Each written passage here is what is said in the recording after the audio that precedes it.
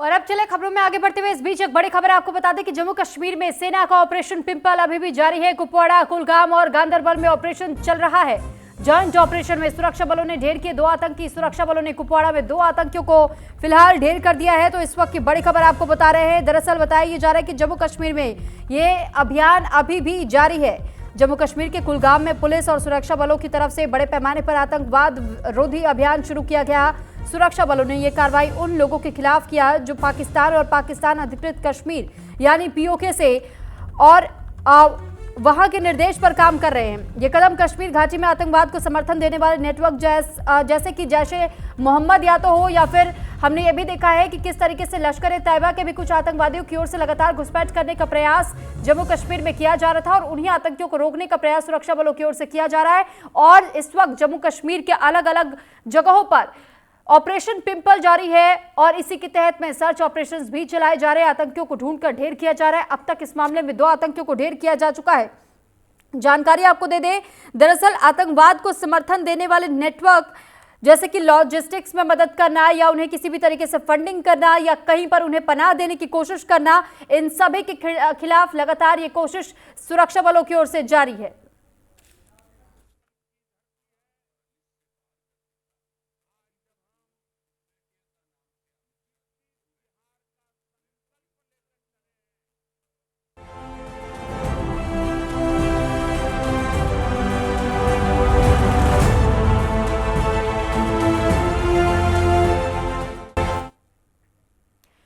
तो जम्मू कश्मीर में भारतीय सेना ने एक खास ऑपरेशन की शुरुआत की। इस ऑपरेशन को नाम दिया गया है ऑपरेशन पिंपल। इसके तहत कुलगाम, कुपवाड़ा और गांदरबल में भारतीय सेना ने ऑपरेशन चलाए हैं और खबर सामने आई है कि ऑपरेशन में 2 आतंकियों को ढेर किया गया है। भारतीय सेना लगातार ऑपरेशन को अंजाम दे रही है। ऑपरेशन ऑल क्लियर के बाद से अब ऑपरेशन पिंपल से भारतीय सेना आतंकियों पर काल बनकर टूट पड़ी है। इरादा साफ है, घाटी से आतंकियों को हर हाल में खत्म करना है। खुफिया इनपुट मिलने के बाद से सेना ने यह खास ऑपरेशन शुरू कर दिया है और इस बारे में अब तक क्या क्या खास जानकारियां हैं यह आपको बताएंगे। साथ ही कुछ खास मेहमान भी हमारे साथ चर्चा में जुड़ेंगे। पहले एक रिपोर्ट आपको दिखाते हैं।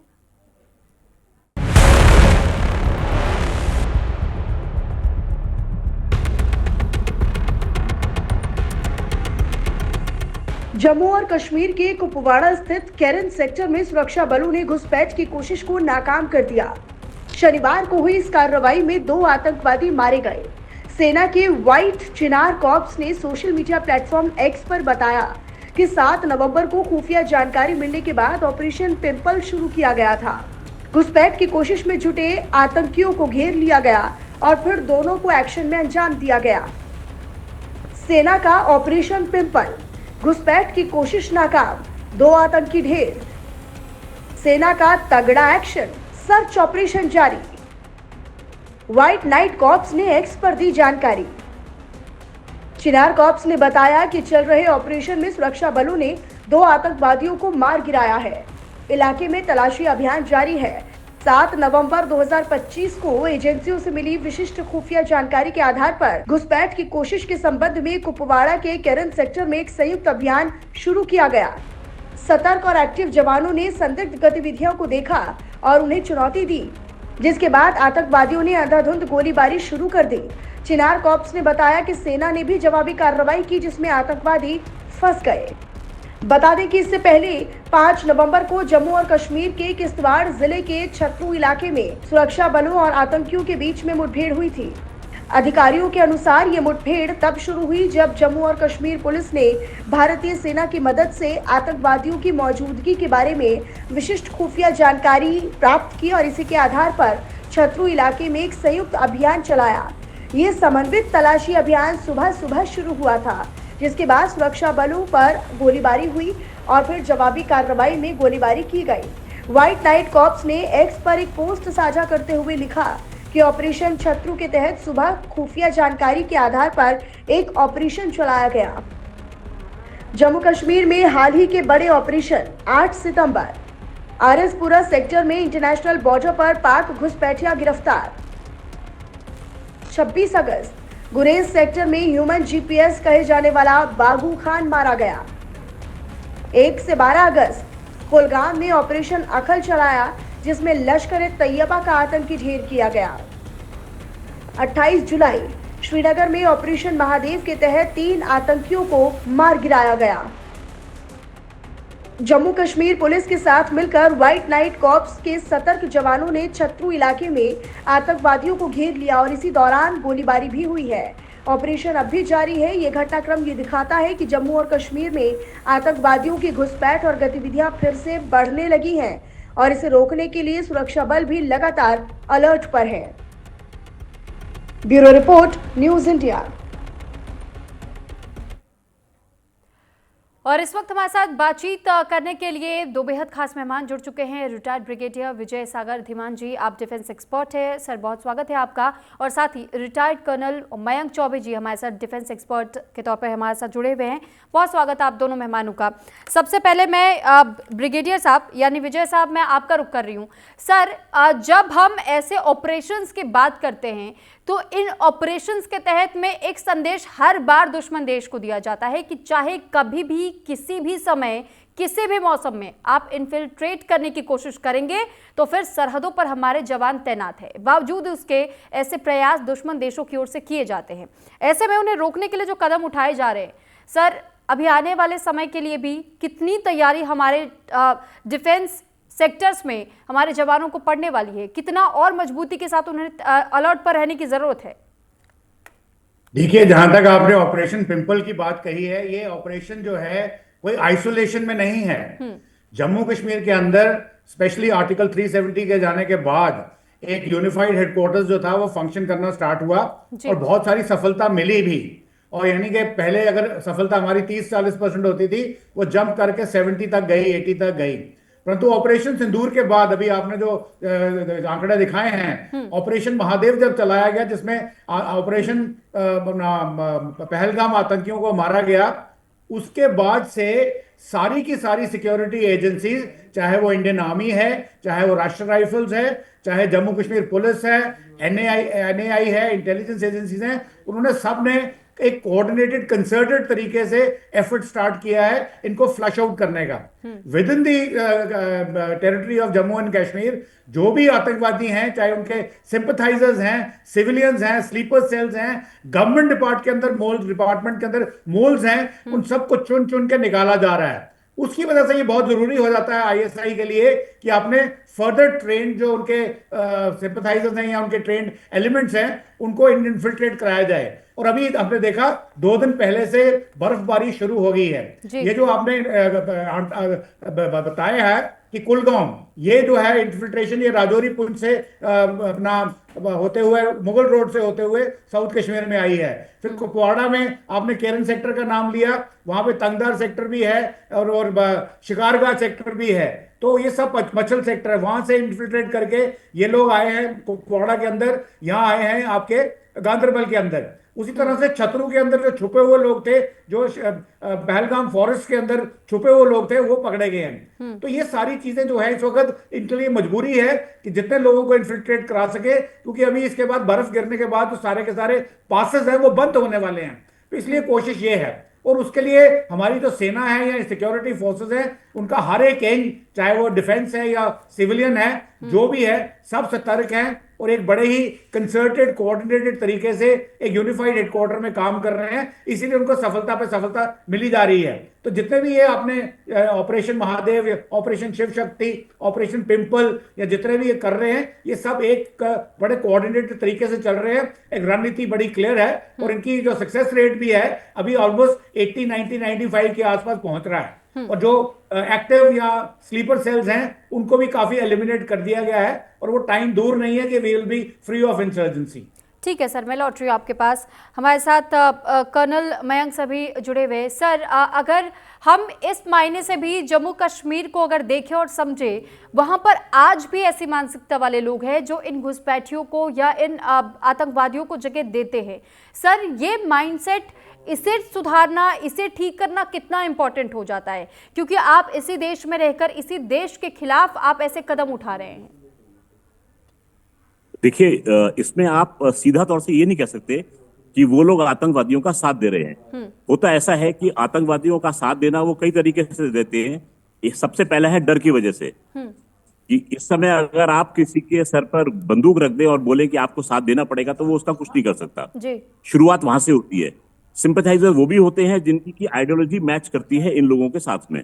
ये दूसरे तरीके के लोग होते हैं, तो इसलिए सबको एक ही ब्रश से पेंट करना गलत हो जाएगा। जी दो अलग अलग तरीके के लोग हैं। ऐसी बात नहीं है कि पूरा का पूरा कश्मीर जो है वो भारतीय सेना के खिलाफ खड़ा हुआ है। वो बिल्कुल सब सर, में वही भी है, उन्हीं परंतु डर का जो चुनिंदा लोगों की हम बात कर रहे हैं सर, कि जो चुनिंदा लोग कुछ कुछ है। और जी सर उनकी मिली भगत भी कई बार ऐसे खबरें मिलती हैं कि उनकी मिली भगत भी थी, क्योंकि आपने कहा कि गन पॉइंट पर अगर रखकर किसी को प्रेशराइज किया जाए, लेकिन इसके अलावा भी सर हमने कई मर्तबा ऐसा देखा है जब ऐसा हुआ है कि लोगों ने जानबूझकर सहयोग कर दिया। तो ऐसे में क्या उस माइंडसेट को ट्रांसफॉर्म करना जरूरी हो जाता है? क्योंकि हमने ये भी देखा है कि इन आतंकवादियों की ओर से कई बार ऐसे भी हथियार माफ कीजिएगा कह रही हूं मैं, ऐसे भी तरीके इस्तेमाल किए जाते हैं कि उनका माइंड वॉश किया जाए। बिल्कुल आपने सही कहा है। जी ब्रेन वॉश होता है, रेडिकलाइजेशन बोलते हैं। जी वो उसकी पूरी प्रक्रिया होती है जिसमें कि एक आदमी नॉर्मल इंसान से वो आतंकवाद की ओर बढ़ जाता है और आतंकवादी बन जाता है, या तो पूर्ण रूप से आतंकवादी बनता है या फिर उसका सिंपैथाइजर बनता है और उसको हेल्प करता है अपनी आतंकवादी गतिविधियों को कार्यान्वित करने के लिए। बिल्कुल सर। ऐसे लोग भी होते हैं, लेकिन जिस प्रकार से सेना और सेना का जो खुफिया तंत्र वहां पर काम करता है, ऐसे लोगों की उम्र बहुत कम होती है। आतंकवादी की उम्र आपने देखा होगा, पहले जो थी वो 6 महीने कहते थे, अब मुश्किल से कुछ महीने या कुछ दिन की रह जाती है। तो सेना जो इस समय चाक चौबंद है, बॉर्डर्स पर तैनात है, और प्लस लोग जो है उसका साथ दे रहे हैं। 370 जैसे कि ब्रिगेडियर साहब ने बताया है, हटने के बाद में माहौल में बहुत चेंज आया है। दुश्मन चाहता है कि किस तरीके से अस्थिरता बनी रहे, परंतु हमारी सैन्य शक्ति जो है वो जूझ रही है इस चीज से और अपने तौर पर सफल भी हो रही है। आप देखिए, अगर आतंकवादी के साथ भिड़ंत होती है, इस बात का द्योतक है कि हमने उसको पकड़ लिया है और उसको अब हमने फायर की जद में लाकर उसको खत्म करने का फैसला किया है। तो ये पॉजिटिव एस्पेक्ट है अगर आतंकवादी के साथ मुठभेड़ हो रही है। तो आतंकवादियों का इस समय मनोबल टूटना जो है वो लाजमी है। हाँ, कोशिश उनकी पूरी रहेगी कि पासेस बंद होने से पहले, बर्फबारी होने से पहले जितने लोगों को पुश इन कर सके वो पूरा प्रयास करेंगे उनको पुश करने का। ठीक है सर, मैं लौट रही हूँ आपके पास। एक बार फिर से मैं विजय सर आपका रुख कर रही हूँ, क्योंकि सर कई बार हमने ये देखा है कि जब इस तरीके के मामले सामने आते हैं, बैठकें होती हैं, कई बार इस पर विचार विमर्श किया जाता है कि आखिर वो चूक कहाँ हो जाती है। सर क्या हम ये कहें कि मौसम का फायदा उठा करके ये इन्फिल्ट्रेशन करने का प्रयास इनकी ओर से किया जाता है, लेकिन फिर सवाल ये भी आता है कि अगर हमारी इंटेलिजेंस इतनी मजबूत है तो चूक कहाँ होती है? सर देखिए, ये चूक का शब्द जो आपने इस्तेमाल किया है ये मेरे ख्याल में सही नहीं है, क्योंकि आपको पहले ये अंडरस्टैंड करना है कि काउंटर इंसर्जेंसी, इन्फिल्ट्रेशन या ऐसे ऑपरेशंस की प्रक्रिया क्या होती है। आपको पहले ये पता होना चाहिए कि जब भी लड़ाई होती है तो इनिशिएटिव जो होता है हमेशा अटैकर के पास होता है। डिफेंडर कितना भी जोर लगाए, कितने भी लूप होल्स को प्लग करे, कितनी भी अच्छी अप्रिसिएशन करे और सब काम करे, वो कहीं ना कहीं पर अटैकर जो है उसका तोड़ ढूंढ ही लेगा। अब ये जो इलाका है ये डीपली वुडेड इलाका है, वेरी हाई माउंटेन्स है, फॉरेस्टेड है, और यहाँ पे बहुत ही दूरगामी है, बड़े कम आने जाने के इलाके हैं, छुपने की कंदराएं हैं, ब्रोकन ग्राउंड्स हैं, केव्स हैं। तो इसलिए ये बोलना कि यहाँ पे इन्फिल्ट्रेशन जीरो होगी, ये मानना बिल्कुल गलत है। और मैं आपको बताऊं, ये एज अर्ली एज 2010 मैं वहां पे था, तब तक इन्फिल्ट्रेशन तो ऐसे होती थी कि आप जाके पिकनिक बना के वापस आ जाओ पाकिस्तान से। तो इसलिए अब इन सब चीजों को, लूप होल्स को प्लग कर लिया गया है और उनके ऊपर उनकी धरपकड़ जारी है। जहां तक सिंपैथाइजर्स का सवाल है, अभी आपने बोला, उसका रीजन कई हो सकते हैं। रेडिकलाइजेशन होती है, डर होता है, पैसा होता है। जैसे वो आपसे खाना मांगेंगे, आपसे लॉजिस्टिक सपोर्ट के लिए, तो आपने पहले मना किया, उन्होंने आपका आधार कार्ड लेकर के आप ही के सिम से अपने पीछे पाकिस्तान में भेज दिया इंफॉर्मेशन, और आपको बोला कि अगर आप हमारे बारे में सिक्योरिटी फोर्सेस को इन्फॉर्म करेंगे तो हमारे जो नेक्स्ट प्लॉट आएगा वो आपको मार देगा, आपकी आइडेंटिटी हमने उनको भेज दी है। तो इस तरीके के जो लुभावने, डरावने, लुभावने तरीके, और खाना खाते समय मान लो 10,000 रुपए आपको दे जाएगा, तो आपको लालच भी आ जाता है। गरीब लोग हैं, गरीबी तो है ही यहाँ पे, और तो इन सब की वजह से इनको 100% जीरो करना बहुत ही मुश्किल है, और 100% सिक्योरिटी जो है वो भी बड़ी मुश्किल है। Security has to be prophylactic, ना कि स्पेसिफिक। तो इसलिए जो पूरी की पूरी बॉर्डर जो हैं, हमने उनके ऊपर फेंसिंग रखी है, हमारे गैजेट्स हैं, परंतु वहां पे जो उनका अंडुलेटिंग टेरेन है, वो जो कंदराएं हैं या वहां पे छोटे मोटे नदी नाले हैं, वहां से उनको 100% सील करना इम्पॉसिबल है। तो इसलिए चूक की बात कोई नहीं है, परंतु ये है कि लोग पकड़े जा रहे हैं। और ये इंटेलिजेंस की वजह से पकड़े ठीक जा है। रहे हैं। इसका सर, मतलब यानी आप सिक्योरिटी ये तंत्र है, उसका आप इंटेलिजेंस भी काम सर कर रहा मानते है हैं और उसके कि एग्जीक्यूशन भी हो रही है। सर, आप मानते हैं कि कहीं ना कहीं सरकार का भी इसमें एक महत्वपूर्ण रोल रहा है, उनकी ओर से भी? जिस तरीके से हमने देखा कि 2014 के बाद से जब फ्री हैंड दिया गया, उसके बाद लगातार आर्मी जिस तरह काम कर रही है, क्योंकि पहले उन ऑर्डर्स का वेट करना पड़ जाता था, उसमें भी समय लग जाता था, लेकिन जब से फ्री हैंड दिया गया है तो ऐसे में वाकई में पहले के मुकाबले अब इन्फिल्ट्रेशन पर भी रोक लगाई जा सकती है। अब कई ऐसे जहां पर लूप होल्स थे उनको करेक्ट करने का काम किया जा रहा है, तो ये इस वजह से भी मुमकिन हो पाया है क्योंकि इसमें कहीं ना कहीं डिफेंस सेक्टर की ओर बहुत ज्यादा सरकार का भी झुकाव रहा है और उन्होंने गौर किया है कि हमारे देश की सरहदों की सीमा की उसकी सुरक्षा कितनी ज्यादा इंपॉर्टेंट हो जाती है। सर भी आपने बिल्कुल ठीक कहा। पहले हम बोलते थे, जब हम काउंटर इंसर्जेंसी में फाइट करते थे तो हम बोलते थे we are fighting with one arm tied behind. यानी कि हमको ये बोला जाता था कि भाई अब आतंकवादी मरे ना मरे, सिविलियन कैजुअलिटी नहीं चाहिए। अब वो वाला सिस्टम जो है हमने छोड़ दिया है। हम क्या करते थे, कैप्चर करते थे आतंकवादी को और उसको पुलिस के हवाले करते थे as per the law of the land, जो हमारी कॉन्स्टिट्यूशन कहती है उसके मुताबिक। परंतु होता क्या था, वो पुलिस स्टेशन में जाता था, वहां से उसको कोर्ट में पेश किया जाता था और वहां से बच के वो दोबारा आ जाता था आप पे गोली चलाने के लिए। तो अभी डिसीजन लिया गया था कि इनको एलिमिनेट करो। अब इस एलिमिनेशन प्रोसेस से और जो एनआईए की धरपकड़ है ओवरग्राउंड वर्कर्स की या गवर्नमेंट मोल्स की या दूसरे लोगों की, तो अब अगर मैंने जो दूर दराज इलाकों में भी मैंने ट्रैवल करता रहता हूं, मैंने बात की है स्पेशली यूथ के साथ, वो साफ कहते हैं कि सर अगर हम बुरहान वानी का तरीका करें और टेररिस्ट बनने की कोशिश करें तो हमारी लाइफ 3 हफ्ते 3 महीने है, इससे ज्यादा शेल्फ लाइफ हमारी है नहीं। परंतु उसके दूसरी जगह पे हम देखते हैं इंटरनेट हमारे पास है, टेलीविजन हमारे पास है, हम देखते हैं कि खुशहाली कैसे आ रही है, ट्रेन कश्मीर में पहुंच गई है, उड़ी में पहुंचने वाली है, और उसके अलावा जितनी भी दूसरी डेवलपमेंट्स हो रही हैं, इकोनॉमिक प्रोग्रेस हो रही है, वो कहते हैं हमें इस खुशहाली का हिस्सा बनके हमें खुद प्रॉस्पेरिटी और पीस चाहिए, हमें नहीं टेररिज्म चाहिए। तो ये जो रेडिकलाइजेशन फैक्टर था, बोलते हैं हमें समझ आ गया है कि पाकिस्तान ने हमको बरगलाया है रिलीजन के नाम पे। इस्लाम कभी नहीं कहता कि निहत्थे आदमियों को मारो, कहीं कुरान में नहीं लिखा है, तो वो सब मान गए, अब उनको समझ आनी शुरू हो गई है। तो उस चक्कर में ये रेडिकलाइजेशन भी कम हो रही है and over a period of time खत्म हो जाएगा। अभी जो आप स्पर्ट देख रहे हैं, स्पर्ट इस वक्त इन्फिल्ट्रेशन का, वो इसलिए है क्योंकि अभी बर्फ गिरने वाली है, गिरनी शुरू हो गई है और बहुत जल्दी ये पासेस बंद हो जाएंगे। इसलिए उनकी कोशिश होती है कि जितने लोगों को पुश इन कर सके, वो इन्फिल्ट्रेट करा सके, करें।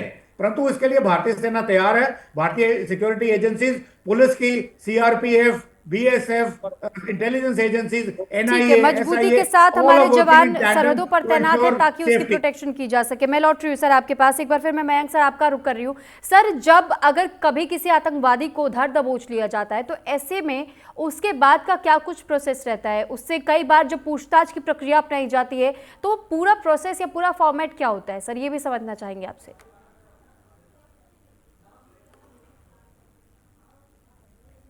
मयंक सर, क्या आपको आवाज मिल रही है? अच्छा, ये प्रश्न मेरे लिए था ये? जी जी सर। जी, सबसे पहले तो मैं ब्रिगेडियर साहब की बात की तस्दीक करूंगा। सर ने बहुत सही बताया है कि हम और हमारी जनता ये ना समझे कि ये इंटेलिजेंस फेलियर है, ये इंटेलिजेंस की सक्सेस है। जब इन्फिल्ट्रेशन को पकड़ लिया जाता है, उन पे आप फायर चलाते हैं, वो आप पर जवाबी फायर करते हैं, तो ये इंटेलिजेंस की सक्सेस है। आपको पता लग गया है कि इस रूट से इन्फिल्ट्रेशन हो रहा है, आप चुस्त हैं और आपने उसको अंडरटेक किया है उस ऑपरेशन को। रही बात धरपकड़ की, तो मैं आपको उतना ही बता पाऊंगा जो कि कानून इजाजत देता है। और कानून कहता है कि जब भी कोई ऐसा एक्शन होता है, आप ऑर्डर सर्च पे जाते हैं, तो पुलिस की जो टुकड़ी है वो आपके साथ जाती है और आप जो है वो पुलिस की निगरानी में सारी कार्रवाई करते हैं। और उसके साथ में गांव के जो मुखिया होते हैं वो भी उसमें सम्मिलित होते हैं। तो हम जो है, फौज जो है वो पूरा due course of law follow करती है और उसके हिसाब से ही आतंकवादियों के साथ में पूछताछ की जाती है। जी ठीक है सर, चलिए बहुत धन्यवाद आप दोनों का हमारे साथ जुड़ने के लिए सर, और अपनी अपनी बात रखने के लिए, हमें इतनी डिटेल में समझाने के लिए। रिटायर्ड ब्रिगेडियर विजय सागर धीमन जी हमारे साथ रक्षा विशेषज्ञ के तौर पर जुड़े और रिटायर्ड कर्नल मयंक चौबे जी रक्षा विशेषज्ञ के तौर पर हमारे साथ जुड़े। दोनों का एक बार फिर धन्यवाद। ऑपरेशन पिंपल लेकिन सेना की ओर से अभी भी जारी है, यानी कि उन आतंकियों को ढूंढ करके ढेर किया जा रहा है जो घुसपैठ के तौर पर हमारे देश में हमारे सरहदों को भेदने के लिए घुसने का प्रयास करें।